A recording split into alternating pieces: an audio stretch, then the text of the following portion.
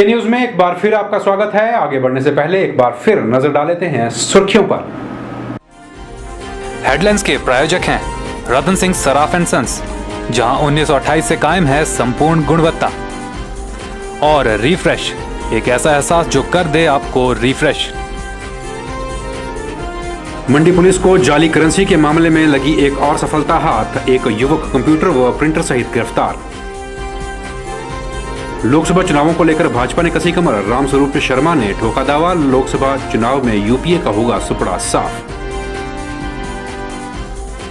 रूसा के चलते एबीवीपी ने किया सांकेतिक अनशन, विश्वविद्यालय प्रशासन के खिलाफ किया रोष प्रकट। और भारी बारिश के चलते प्रदेश में हर जगह आफत, लाखों का नुकसान, लोगों ने की मदद की गुहार। प्रदेश में स्वास्थ्य के क्षेत्र में अग्रणी भूमिका निभा रही 108 के बेड़े में 50 और एम्बुलेंस गाड़ियां जुड़ने से ये सुविधा और भी अधिक सशक्त हो गई है। शिमला के रिज मैदान से मुख्यमंत्री वीरभद्र सिंह ने स्वास्थ्य मंत्री कौल सिंह ठाकुर और नगर निगम शिमला के महापौर संजय चौहान की मौजूदगी में इन वाहनों को हरी झंडी दिखाकर रवाना किया। मुख्यमंत्री ने कहा कि जल्द ही गर्भवती महिलाओं के लिए 125 छोटे एम्बुलेंस वाहन भी शुरू किए जाएंगे। मुख्यमंत्री वीरभद्र सिंह ने शिमला के ऐतिहासिक रिज मैदान से निःशुल्क 108 राष्ट्रीय एम्बुलेंस सेवा के अंतर्गत 50 नए रोगी वाहनों को हरी झंडी दिखाकर रवाना किया। इन एम्बुलेंसों के माध्यम से प्रदेश के लोगों को और अधिक सुविधा प्राप्त होगी। आपको बता दें कि 50 नए रोगी वाहनों के जुड़ने से प्रदेश में राष्ट्रीय एम्बुलेंस सेवा को बढ़ाकर 162 किया गया है। मुख्यमंत्री के अनुसार जल्द ही गर्भवती महिलाओं के लिए 125 छोटे रोगी वाहन भी खरीदे जाएंगे। साथ ही उन्होंने विभिन्न स्वास्थ्य श्रेणियों में खाली पड़े 475 पदों को भी जल्द भर दिए जाने का आश्वासन दिया। मुख्यमंत्री ने कहा कि आईजीएमसी शिमला में नया ओपीडीसी परिसर भी निर्मित किया जाएगा। इस निर्माण के लिए केंद्र सरकार ने आईजीएमसी शिमला को प्रधानमंत्री स्वास्थ्य सुरक्षा में शामिल करने की स्वीकृति भी प्रदान की है। इसके लिए केंद्र सरकार 150 करोड़ रुपए उपलब्ध करवाएगी। इसमें 50 एम्बुलेंसेस जो है वो आज जो है वो भेजी गई हैं और उससे पहले 100 एम्बुलेंसेज जो है वो पहले से ही काम कर रही हैं। 112 एम्बुलेंसेज पहले से काम कर रही हैं और इसमें और वृद्धि होगी।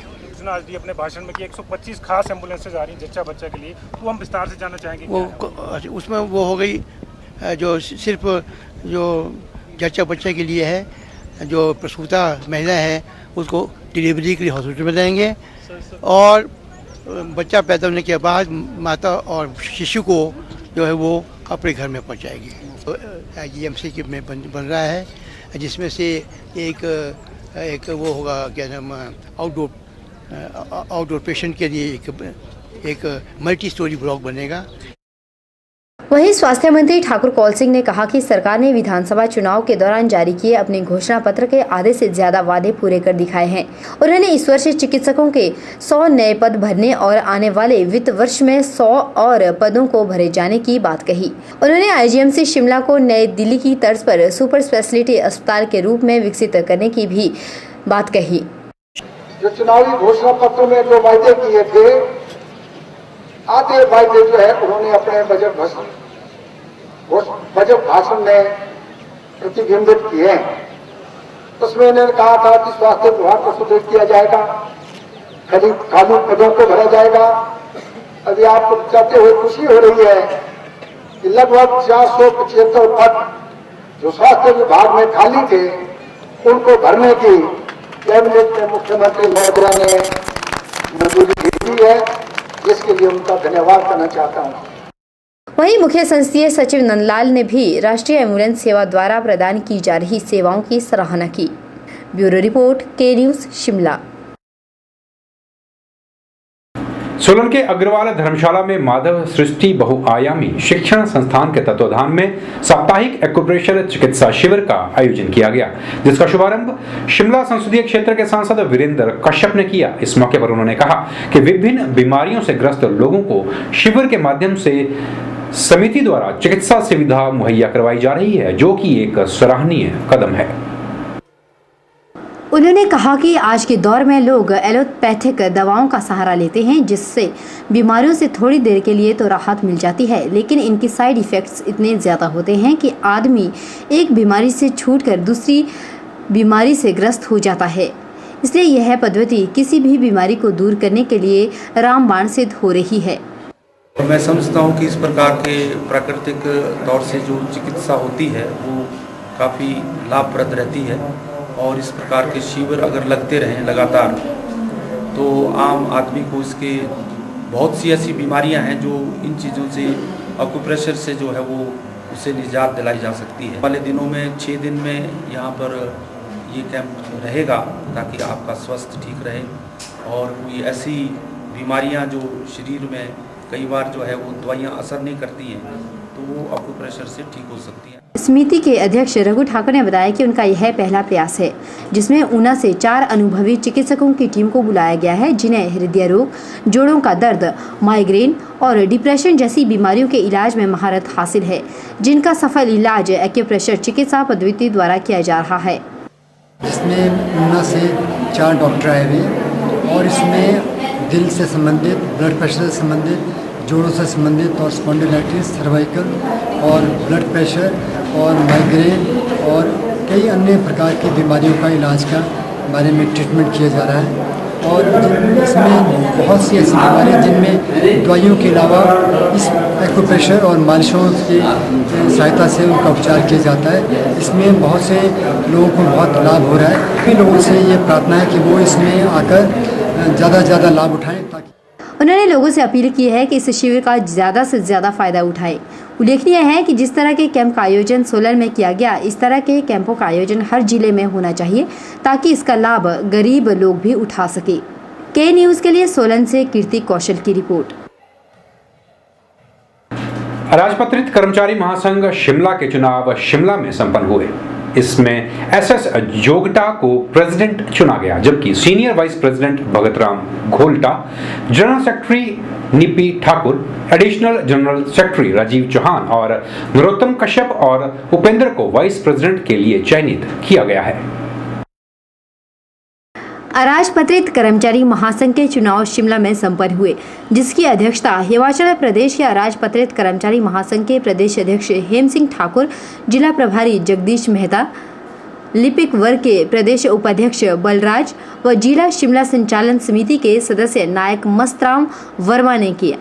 यह चुनाव राज्य एवं जिला शिमला संचालन समिति के दिशा निर्देश में करवाए गए।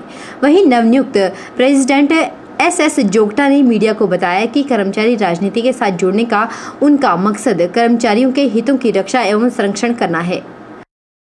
हमारे साथ जैसे प्रदेश अध्यक्ष अराजपत्रित कर्मचारी महासंघ हेम सिंह जी ठाकुर मौजूद हैं, इस जिला मंडी के भी प्रधान हैं। जिस तरह से हम दोनों ने प्रदेश में ये बीड़ा उठाया है कि संवैधानिक तरीके से चुनाव हों और कर्मचारियों को जो भी कर्मचारी ब्लॉक लेवल से लेकर राज्य स्तर तक बने उसके साथ लोग हों। ऐसा ना हो जैसे कि आपने अभी देखा होगा 3-4 दिन पहले जिला में जो अपने विभागों में हारे हुए कर्मचारी हैं। अराजपत्रित कर्मचारी महासंघ जिला शिमला के चुनाव में एसएस जोगटा को लगातार दूसरी बार सर्वसम्मति से अध्यक्ष पद की कमान दी गई है। ब्यूरो रिपोर्ट, के न्यूज़ शिमला। के न्यूज़ में एक बार फिर वक्त हो चला छोटे से ब्रेक का। आप देखते रहिए के न्यूज़ और बने रहिए हमारे साथ। The premier institution of competitive exams preparation since 2000. Sachdeva College Mandi, providing syllabus completion and tuition batches for class 9th, class 10th, plus 1 and plus 2, medical, non-medical and commerce. Here is golden opportunity for 10+2 pass out and compartment student to join coaching for NEET, IIT, JEE, NDA and CDS. Also bank PO and bank clerk, SSC, Army, HP Police, TET and other competitive exams preparation. We have well experienced faculty, updated study material, doubt removal session, individual attentions and report to guardian. Free career consultancy 5 PM to 7 PM. For more details contact Sachdeva College, Paddal, Mandi, Himachal Pradesh. Smile dental clinic, centre for advanced Auro dental care. यहाँ उपलब्ध है doctor Amit Sharma, doctor Pallavi Sharma.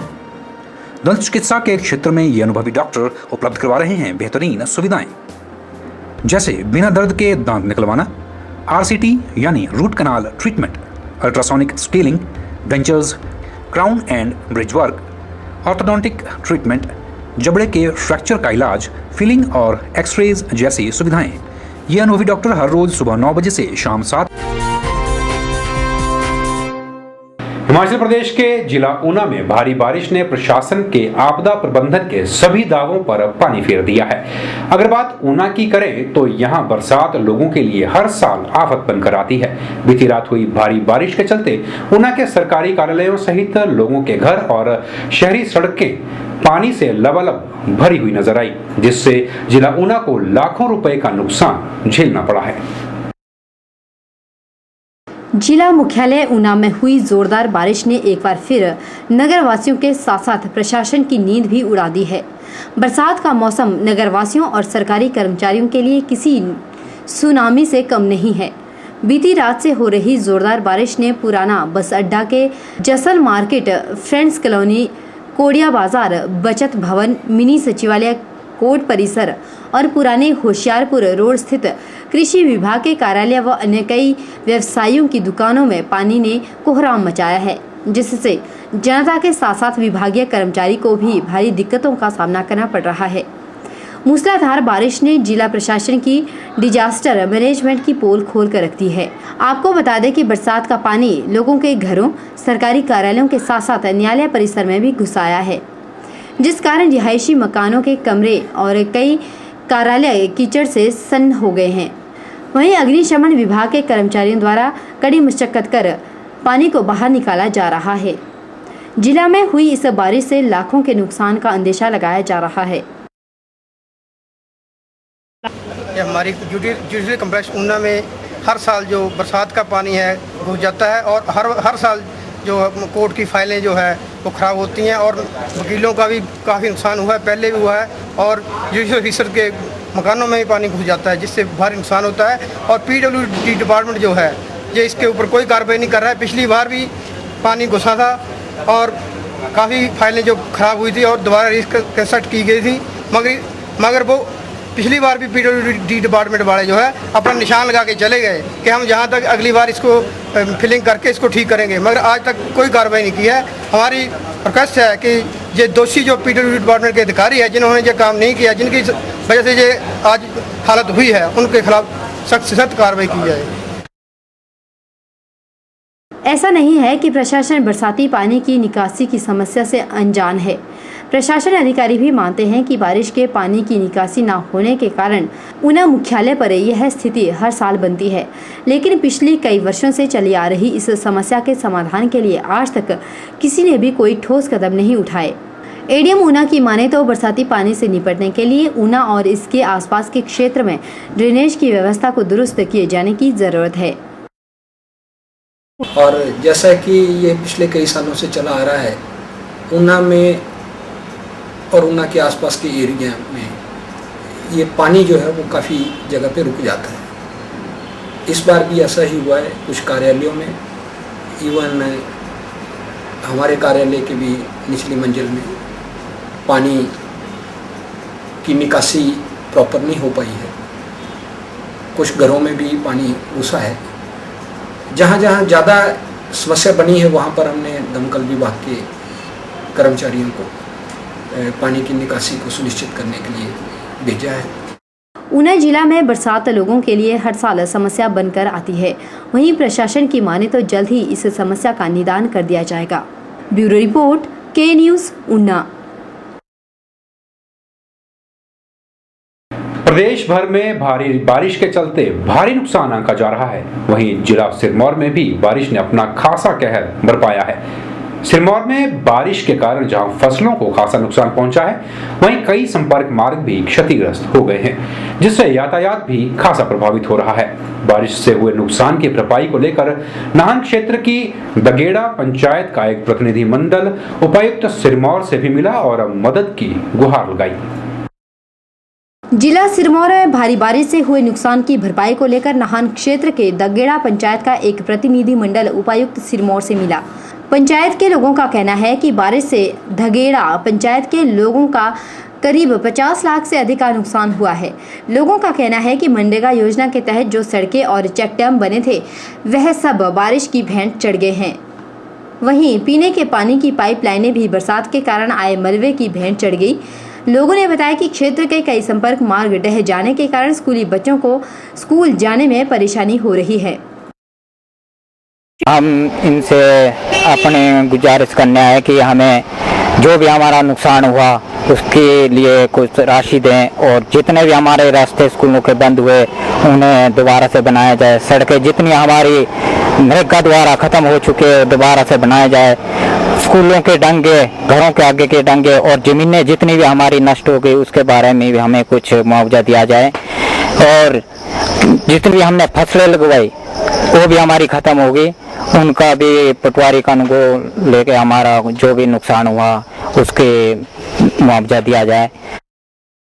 वहीं प्रतिनिधि मंडल ने उपायुक्त से मांग की है कि अधिकारियों को मौके पर भेजकर बारिश से हुए नुकसान का जायजा लिया जाए, जिससे लोगों को उचित मुआवजा मिल सके। ब्यूरो रिपोर्ट, के न्यूज़, सिरमौर।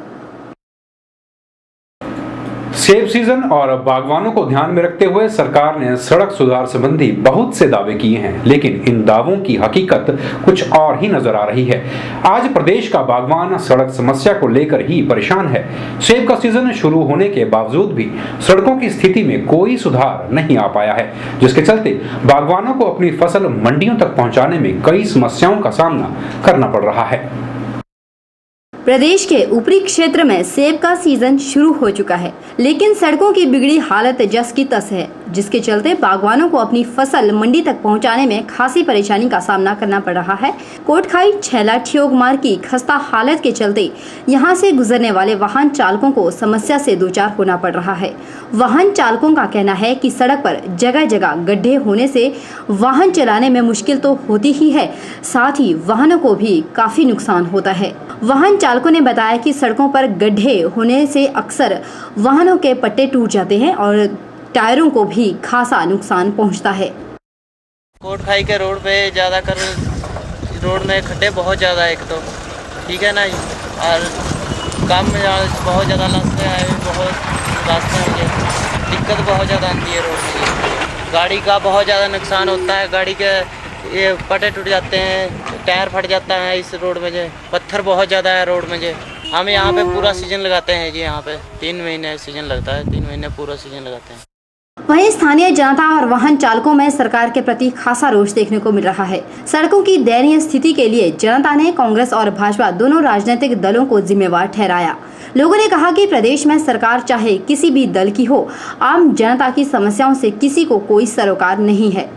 तो बुरे हाल है, गटका पड़ चुका है, मेटलिंग के लिए बोल रहे, मेटलिंग हो नहीं रही, अभी तक नहीं हो रही। सेब सीजन आ चुका है, रोड के बुरे हाल है, बहुत दिक्कत आई है सर इस बार, क्योंकि बारिश मौसम खुल जाएगा तो बहुत दिक्कत आएगी, बारिश लग जाएगी तो बहुत मुश्किल। ये तो बीजेपी है सर, बीजेपी वालों ने क्या किया, कांग्रेस ने भी क्या किया, मेटलिंग के लिए कर रहे हैं, मेटलिंग हो नहीं रही, अभी तक नहीं हो रही मेटलिंग। ये तो सर 80% मतलब ऑलमोस्ट समझो कि खराब है। ये थोड़े थोड़े पैचेज है जो अभी तैयार हुए, बाकी तो सारा ऑलमोस्ट 7-8 साल से तो मैक्सिमम ऐसा ही है, बिल्कुल रोड जैसा था वैसे। सेब का सीजन शुरू हो चुका है और इस समय का इंतजार प्रदेश के सभी बागवानों को होता ही है, और हो भी क्यों ना, इन्होंने मेहनत जो की है, लेकिन सड़कों की हालत खराब होने से बागवान मंडी तक अपनी फसल नहीं पहुंचा पा रहे। वहीं सरकार सड़कों की हालत सुधारने के लिए दावे तो कर रही है, जबकि हकीकत में ऐसा कुछ नहीं है। देखना यह होगा कि सरकार कितनी जल्दी प्रदेश के बागवानों को इस समस्या का हल दे पाती है। ब्यूरो रिपोर्ट, के न्यूज़, शिमला। के न्यूज़ में खबरों का सिलसिला यूं ही जारी रहेगा। आप बने रहिए हमारे साथ और देखते रहिए के न्यूज़।